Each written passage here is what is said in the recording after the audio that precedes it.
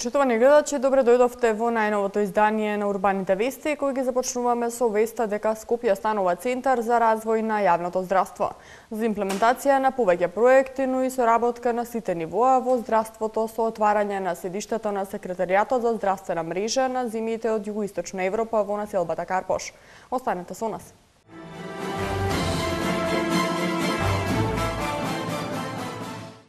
Започнува процесот за модернизација на Дрисла. Наскоро пролетно будење на фонтаната Победа. Грипот стивнува, настинките напаѓаат. По програмата за запишување на медицинскиот факултет учествуваат 30 средношколци роми.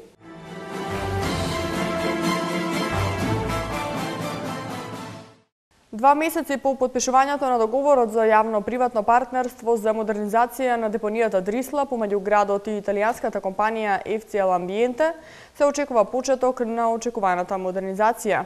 Елизабета Дамјановска. Во рамки на договорот меѓу градот и италијанската фирма FCL Ambiente, во април се очекува да пристигнат машини за балирање на отпадот, а во јули или во август да почнат градежните работи за современата фабрика, чија изградба ќе трае 1,5 година. 2 месеца по подпишувањето на договорот за јавно-приватно партнерство за модернизација на депонијата Дрисла меѓу градот и италијанската компанија FCL Ambiente, се очекува почеток на очекуваната модернизација. Следниот месец раководството очекува да стигнат машините за балирање на отпадот, али тоа ќе почне и капитален зафат, изградба на првата од неколкуте фабрики со кои во иднина ќе се третира ѓубрето, за да не ја загадува животната средина. Во неа ќе се селектира отпадот, соопшти директорот на јавното претпријатие Горан Ангелов. Останатите фабрики планирани да се изградат во наредните 35 години, колку што трае концесијата, и ќе бидат наменети за спалување на отпадот, од каде што потоа може да се добијат топлинска и електрична енергија за преработка на градежното ѓубре, за индустриското, нова пречистителна станица за отпадните води, како и изградба на компостара и друго. Трошоците за погоните за селекција целосно се натовар на италијанскиот партнер FCL Ambiente од Рим. Ангелов објасни дека халата ќе има површина од 12 до 14.000 квадратни метри. Во однос на Екорол машините, кои ќе пристигнат во април, а ќе служат за пакување на ѓубрето, станува збор за повеќе машини, поврзани во техничко-технолошки процес. На тој начин нема повеќе да има непријатна миризба на отпадот, односно нема да биде во допир со вода, така што ќе нема ниту исцедок. Додека проработи фабриката, тие ќе се складираат на една локација во депонијата. Потоа, пресуваните бали ќе се преработат, објасни Ангелов. Пред да стасаат машините ќе се обезбеди интегрирана еколошка дозвола, која е неопходна за да може да се работи со новата софистицирана технологија. Уделот на градот во мешовитата компанија е 20%, а тоа значи дека исто толку ќе добива и од профитот. Намерата на градската власт и на партнерот е Дрисла да стане модерна постројка за обновување на отпадот, односно негова преработка во други производи. Печатењето на електронските здравствени картички да заврши во септември, а до нова година 2/3 од граѓаните да одат на лекар без хартиени упати и рецепти, се надежите на здравствените власти. Од средината на април е најавено матичните лекари да им закажуваат прегледи на пациентите кај специјалисти наместо тие сами тоа да го прават, а треба да се установи на терен и компјутерското водење на досието на пациентот. Најдосна како што сега стојат работите, ќе се заврши делот поврзан со електронските рецепти, кој ќе значи пациентите во аптека да носат само картичка. Така, кога пациентот ќе појде на матичен лекар и ќе ја приложи картичката, а лекарот ќе ја внесе во читачот, целото водење на документацијата ќе се одвива преку неа. Откако матичниот лекар ќе одреди дијагноза и терапија, ќе му закаже втор преглед на болниот или ќе го препрати кај специјалист, ако за тоа има потреба. И специјалистот ќе го користи интегрираниот електронски систем кој ги поврзува сите државни здравствени установи. Ако има потреба од добиените резултати и со направена снимка, пациентот оди и кај друг специјалист, што му закажува термин за интервенција внесувајќи ги сите податоци во здравственото досие на пациентот. Во прво време пациентите ќе добиваат и хартиени упати и рецепти, а потоа тие ќе се укинат. Наскоро фонтаната Победа на плоштадот Македонија повторно ќе се активира. За 2 недели се очекува незиното пролетно будење. Работниците на плоштадот ја чистат и ја подготвуваат за реактивирање, пошто граѓаните ќе можат повторно да уживаат во водните ефекти, а и во музиката. Андријана Димитриевска. Фонтаната Победа, која со своите ефекти минатата година ги воодушевуваше скопјани, повторно ќе блесне на плоштадот за 2 недели. Сега, кога временските услови се подобри, жителите и посетителите на главниот град повторно ќе може да уживаат во гледката и музиката од фонтаната. Уште вчера можеше да се види како екипи ја чистеа фолијата со која е покриена фонтаната.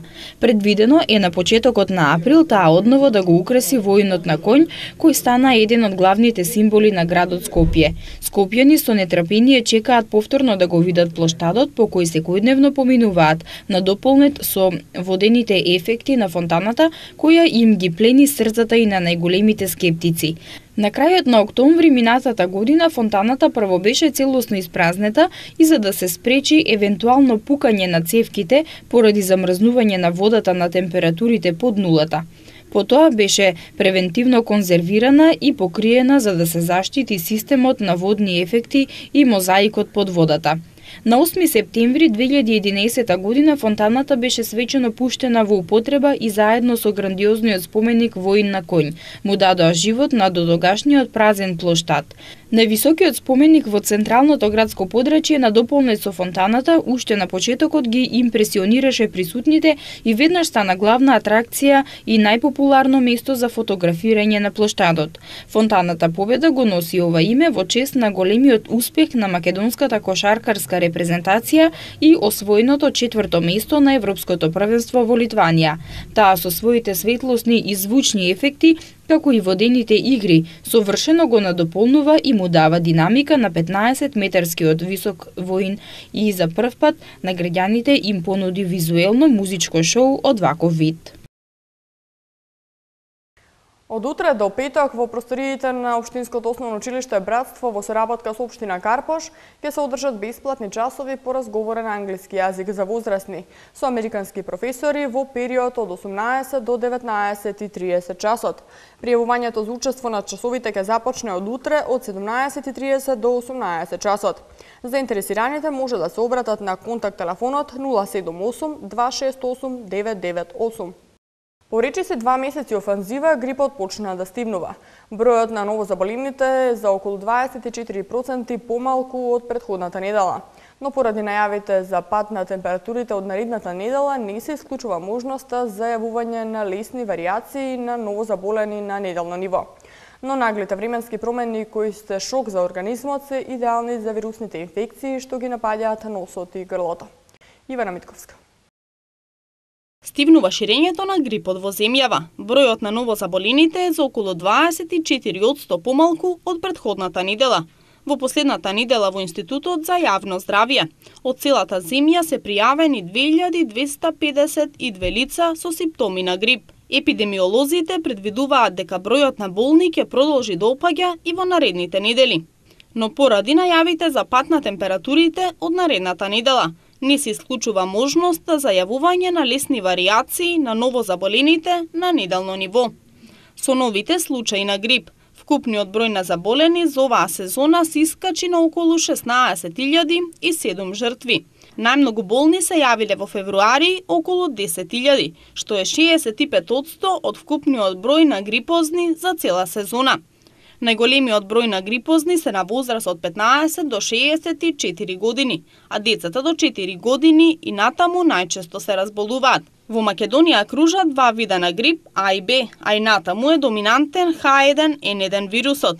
Активноста на вирусот се уште е на високо ниво во повеќето земји на Централна и Источна Европа, но во земјите од западните и северните делови на европскиот регион започнува да опаѓа. Но иако грипот стивнува, наглите временски проблеми кои се шок за организмот се идеални за вирусни инфекции што ги напаѓаат носот и грлото. Драстичните температурни разлики лошо влијаат и на хронично болните, посебно на оние со срцеви и кардиоваскуларни болести, кои се со поголем ризик за мозочен удар, па доколку продолжат драстични температурни разлики меѓу денот и ноќта во наредните денови, може да се очекува зголемен број на мозочни удари, предвидуваат лекарите. Во детската градинка Срничка неодамна се одржа првата обука од предвидените 4 циклус обуки за стандардите за рано учење и развој, како и нивно имплементирање во воспитно-образовната дејност на градинките. На обуката присуствуваа представници на Министерството за труд и социјална политика и ЮНИЦЕФ, со цел да се информираат вработените за промените во законските регулативи според кои се организира и се води дејноста на градинките. За време на обуката се презентираа очекувањата што треба да ги постигнат децата во предучилишна возраст во разни домени на нивниот развој, односно физичко здравје и моторен развој, социо-емоционален развој, когнитивен развој и така натаму. Стандардите за рано учење и развој представуваат значајна новина во воспитно-образовната практика, така што нивната примена овозможува квалитетен напредок во секојдневното делување на сите учесници во процесот на рано учење и развој. Стандардите пред се укажуваат на тоа што децата го знаат и може да го направат на точно определена возраст. Тоа се термини кои се користат како основа за компарација во мерењата на квалитетот, вредностите или квантитетот. 30 средношколци роми ки имаат можност да учествуваат во програмата за запишување на медицинските факултети под мотото "Вратата отворена, студирај медицина". На медицинскиот факултет во Скопје до 2009 година дипломирале само 5 роми, а по 2-годишната успешна имплементација на овој проект, оваа година бројот на студенти роми кои активно студираат на овој факултет е зголемен на 25. Под мотото "Вратата е отворена, студирај медицина", веќе трета година успешно се спроведува проектот за подготовка на средношколци роми за запишување на медицинските училишта и факултети во Македонија. Со новиот циклус на проектот финансиран од Ромскиот фонд за едукација, 30 средношколци роми ќе учествуваат во програмата за запишување на медицинските факултети. Центарот за институционален развој со оваа активност продолжува со својот придонес во мисијата за зголемување на бројот на студенти од ромска националност на медицинските факултети. Во спроведување на програмата се применува методологијата 1 на 1, каде професорот работи и му посветува внимание само на еден ученик поединечно, што значително придонесува резултатите од работењето и напредокот на учениците да е поголем. Овој проект ги таргетира ромите средношколци, ученици во 4-та година кои сакаат да се запишат на медицинските факултети.